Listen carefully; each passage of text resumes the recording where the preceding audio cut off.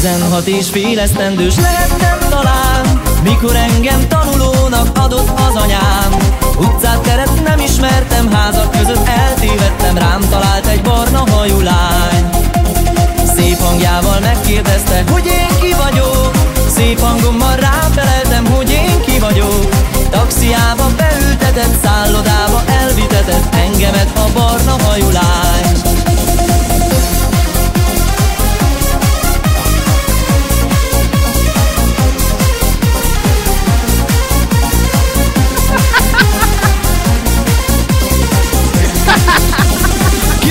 Az nem sok idő, de ha vársz valakit, már a fű se nő.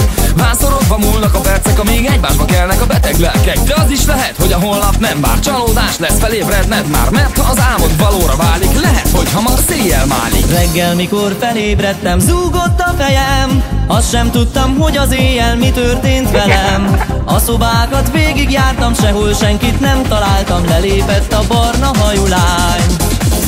9 hónap elteltével újra itt a nyár, ablakomban